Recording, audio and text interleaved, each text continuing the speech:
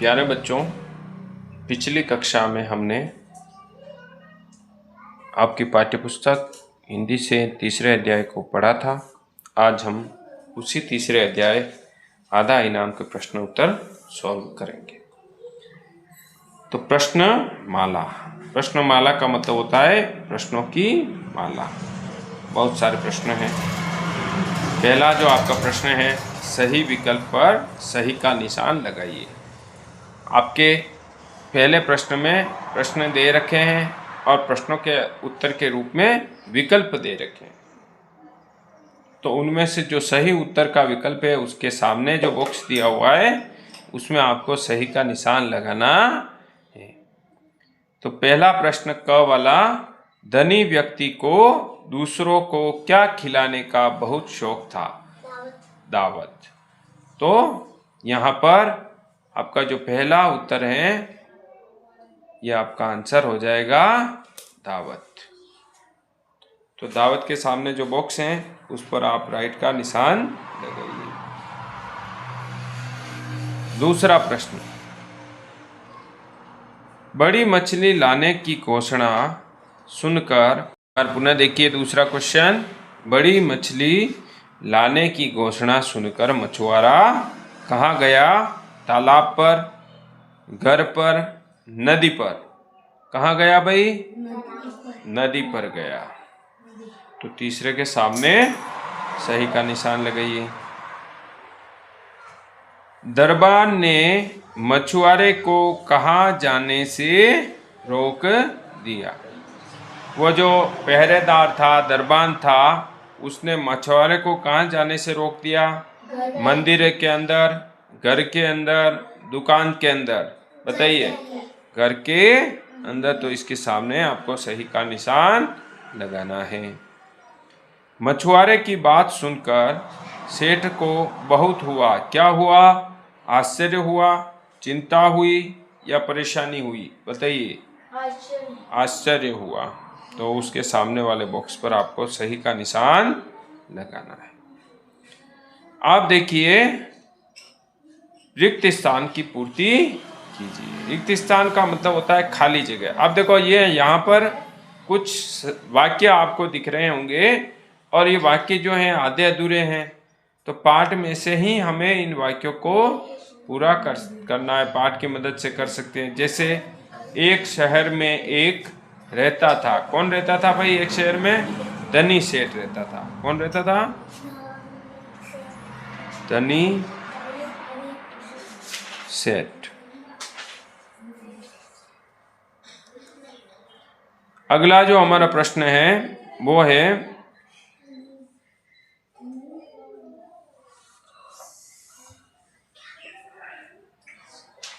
उसने पूरे शहर में करवा दी। क्या करवा दी? घोषणा करवा दी। क्या करवा दी? घोषणा। अगला हमारा प्रश्न है, को देखकर बहुत खुश हुआ। सेठ बहुत खुश हुआ। सेठ किसको देखकर बहुत खुश हुआ? मछली को देखकर।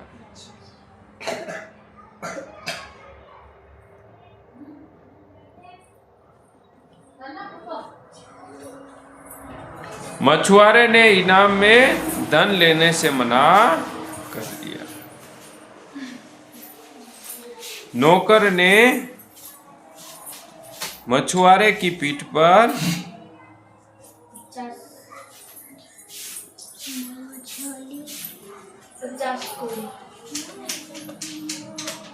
पीठ पर 50 कोड़े मारने शुरू कर दिए।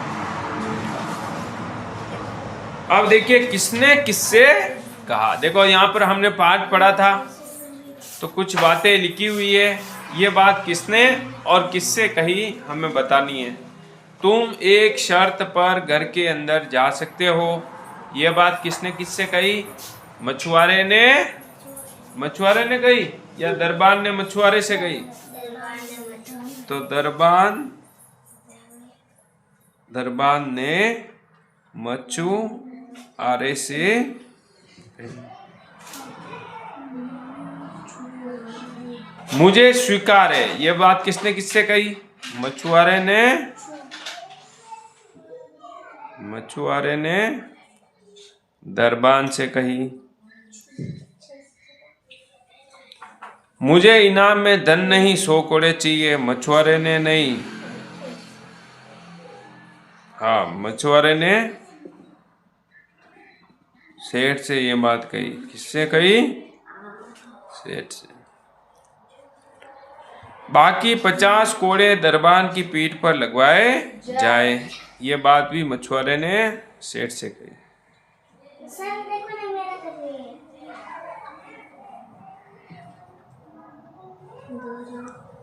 चलिए अब आगे पढ़ते हैं। अब देखिए बेटा, यहां पर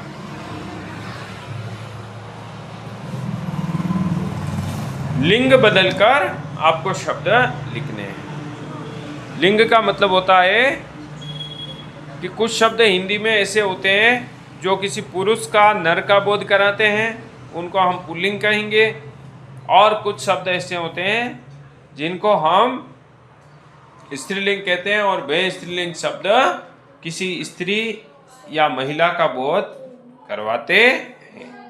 तो यहाँ पर आपके सामने जो शब्द दिए गए हैं ये पुल्लिंग शब्द दिए गए हैं, और इन पुल्लिंग शब्दों का लिंग बदलकर का मतलब इसका विपरीत लिंगी शब्द जो है आपको लिखना है। जैसे जेठ पुल्लिंग दिया हुआ है, तो अब आपको जेठ का पुल्लिंग बदल के स्त्रीलिंग लिखना पड़ेगा, और जेठ का होता है जेठानी। क्या होता है? जेठानी।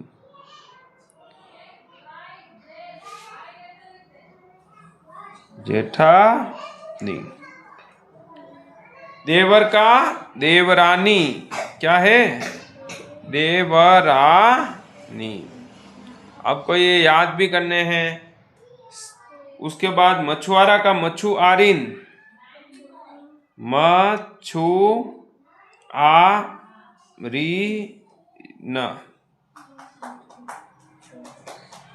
सेठ का हो जाएगा सेठानी।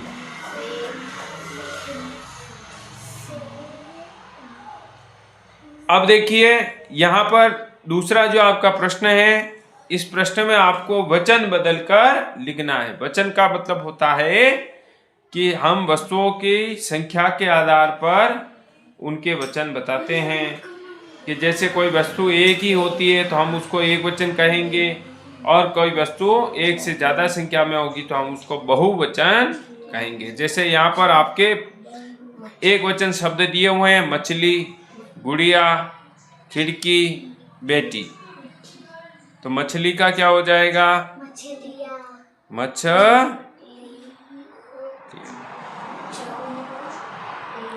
अब देखिए यहाँ पर मछलियाँ कैसे लिखना है आपको।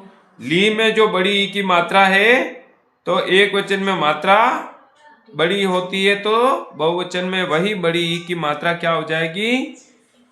छोटी हो जाएगी। ठीक है।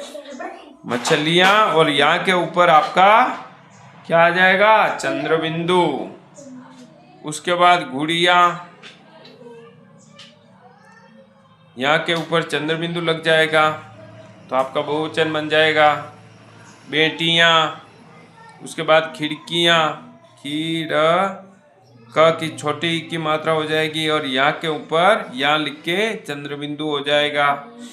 बेटियां, बेटी, टी की मात्रा छोटी हो जाएगी और या के ऊपर चंद्र बिंदु लग जाएगा, तो बेटियां, ये आपका बहुवचन। अब देखिए यहाँ पर कुछ शब्द दिए हैं, और इन शब्दों की मदद से आपको अपने वाक्य बनाने हैं। जैसे दावत, मुझे दावत खाना अच्छा लगता है।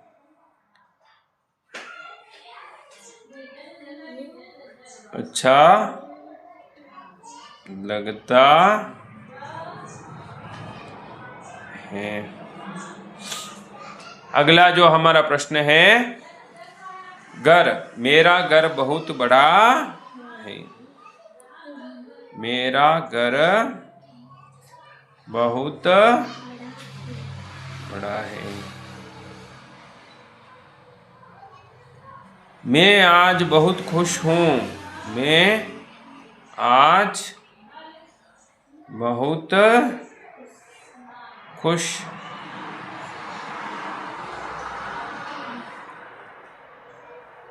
हूँ। अब देखिए, आओ करके सीखें। इस पाठ से मिलने वाली शिक्षा को अपने शब्दों में लिखिए। तो ये आपको स्वयं को करना है। इस पाठ से आपको क्या शिक्षा मिली, ये आपको बुक में ही लिख के लाना है। कॉपी में इसको नहीं लिखना है, आपको बुक में ही अपने शब्दों में आपको इस पाठ से क्या शिक्षा मिली आपको लिख के लाना है अपने स्तर पर। ठीक है, तो बच्चों ये हमारे तीसरे अध्याय के प्रश्नोत्तर हमने सोल्व किए। अगर आपको वीडियो अच्छी लगी हो, आप वीडियो को लाइक करें, चैनल को सब्सक्राइब करें और साथ ही बेल आइकन को जरूर प्रेस करें। धन्यवाद।